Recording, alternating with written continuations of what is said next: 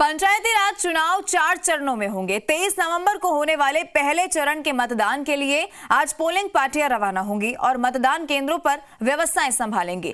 कांग्रेस और बीजेपी दोनों पार्टियां पंचायत चुनाव जीतने के लिए ठंड में पसीना बहा रही हैं। रिपोर्ट देखिए।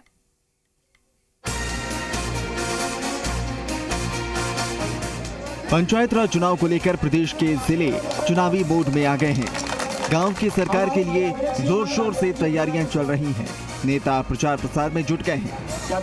बात अगर झुंझुनू की करें तो झुंझुनू में पंचायत समिति और जिला परिषद सदस्यों के चुनावों का पहला चरण 23 नवंबर को होगा। पहले चरण में झुंझुनू, अलसीसर और मंडावा पंचायत समितियों के 54 वार्डों के लिए और जिला परिषद के 8 वार्डों के लिए 423 मतदान केंद्रों पर मतदान होगा। झुंझुनू जिले में जिला परिषद और पंचायत समितियों के चुनाव का जो प्रथम चरण है वो 23 नवंबर को है और 22 नवंबर को हमारी पोलिंग पार्टीज रवाना हो गई हैं। पहले चरण में कई दिग्गजों की साख दांव पर लगी है, जिसमें सबसे बड़ा चेहरा मंडावा विधायक रीटा चौधरी की मां और पीसीसी के पूर्व चीफ स्वर्गीय राम नारायण चौधरी की पत्नी परमेश्वरी देवी का है। इसके अलावा अलसीसर प्रधान गिरधारी खीचड़, बीजेपी नेता डॉक्टर राजेश बावल की पत्नी पूजा बावल, निवर्तमान उप जिला प्रमुख बनवारी लाल सैनी की किस्मत दांव पर है। तो बीकानेर के चुनाव में ज्यादातर जगहों पर कांग्रेस और बीजेपी के उम्मीदवारों में सीधी टक्कर नजर आ रही है। कई जगह निर्दलीय और माकपा के उम्मीदवार समीकरण बिगाड़ सकते हैं। अभी हम खड़े हैं लूण पंचायत समिति के वार्ड नंबर 7 से। यहाँ कांग्रेस और बीजेपी के साथ साथ इस बार निर्दलीय ने भी ताल ठोकी है, जिससे यहाँ का मुकाबला है जो त्रिकोणीय हो गया है। तो डूंगरपुर जिले में नेता प्रचार प्रसार में जुट गए हैं। नेता जनता से वादे और दावे कर अपने पक्ष में वोट मांग रहे हैं। नेताओं की जुबानी सुनते हैं उनके विकास के रोड मैप की क्या कहानी है। उनसे पूछते हैं कि वो किन मुद्दों को लेकर जनता के बीच जा रहे हैं, अपनी जीत को लेकर किस प्रकार से आश्वस्त है। विकास मुद्दा क्या क्या काम कराओगे लोगों से, किस प्रकार से वोट मांग रहे हो। हेडपम्प कराऊंगा, रोड कराऊंगा, के नहीं है रास्ता तो कराऊंगा, पानी की सुविधा कराऊंगा। राशन कार्ड से कोई नाम जुड़ा हुआ नहीं है, या सड़कों के आने जाने की सुविधा और किसके पेंशन। नागौर का गांव मारवाड़ बालिया चुनावी रंग में रंग गया है। डीडवाना और बालिया के बीच विश्व प्रसिद्ध नमक की झील है, जो बालिया और आसपास के ग्रामीणों की रोजी रोटी का जरिया है। ग्रामीणों ने बताया कि वो किस मुद्दे पर मतदान करेंगे।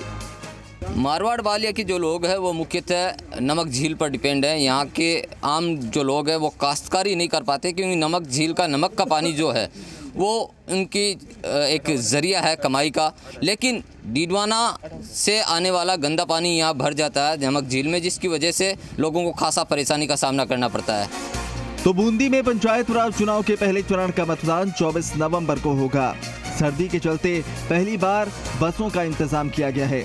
80 बसों में मतदान दल कल रवाना होंगे। जिला निर्वाचन अधिकारी आशीष गुप्ता ने सभी तैयारियां पूरी कर ली हैं। चुनाव लगातार जारी हैं। 4 चरण में चुनाव होंगे। प्रथम चरण का चुनाव 24 नवंबर को संपन्न होगा। उसके लिए जिला प्रशासन ने सभी तैयारियां पूरी कर ली गई है। वहीं टोंक में भी पंचायत राज चुनाव की तैयारियां जोर शोर से जारी हैं। टोंक जिले में 7 पंचायत समितियां हैं, जिनमें टोंक, निवाई, पीपलू पंचायत समिति के चुनाव पहले चरण में 23 नवंबर को होंगे। वहीं उनियारा में तीसरे और देवली में चौथे चरण में चुनाव होंगे।